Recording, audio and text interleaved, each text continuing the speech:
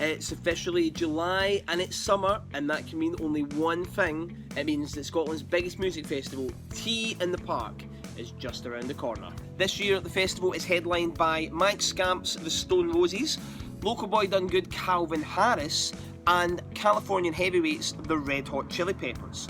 But just because they're the biggest names on the bill doesn't mean they're the only acts you should be concerned with.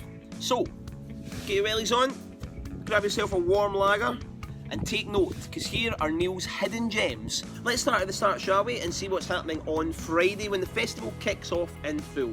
Top festival tip here, do not neglect the early part of the day, because that's when you catch future headliners and big artists playing on smaller stages. Now there's quite a few of these around this year, but I'm going to recommend that you head along to the BBC Radio 1 stage for London duo Oh Wonder. They've already made quite a splash with their assured brand of synth pop.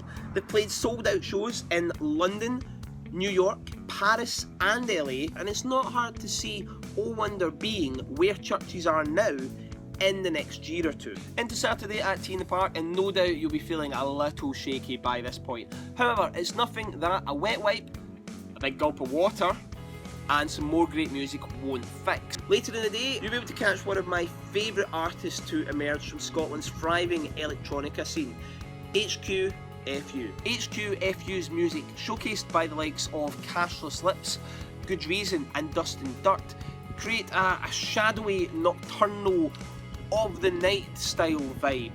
Perfect to kick off your evening.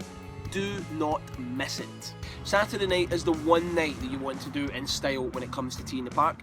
Friday, you're just kind of getting warmed up. Sunday, you've got one eye and getting home in one piece. Now I've got just the hidden gem to help live those Saturday night dreams, and it's again on the BBC Introducing stage. Fresh off the back of putting out a brand new EP called A Coming of Age, Glasgow's The Van Tees are a riotous, raucous, rambunctious affair. Think of a 50s Californian jukebox meeting 90s garage rock in a head-on collision, and you're just about there. It's difficult to see how this band will remain a hidden gem for long, so get yourself down, tell your pals, and I'll see you in the pit. It takes a lot to get up on a Sunday morning, doubly so at Tea in the Park, but I'm going to recommend that you go against your better judgment of sleeping in and get yourself up for a special Sunday morning main stage opener. Scotland's Rogue Orchestra hit the main stage on Sunday with a special David Bowie and Prince tribute. With a berry of a back catalogue between the two of them, it's going to be an cracking start to the last day of the festival. Next up for Sunday is American singer-songwriter John Grant.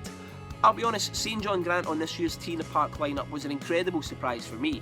Yeah, he's a big deal, but I'm guessing that unless you listen to a lot of Six music, you're maybe not that familiar with him. Playing in the King Tut's tent around early evening time on Sunday, it's the perfect slot for his brand of brutally honest alternative folk mixed with intense electronica. My last hidden gem takes us back to the BBC Introducing stage and another homegrown talent. Now, I've got a rule.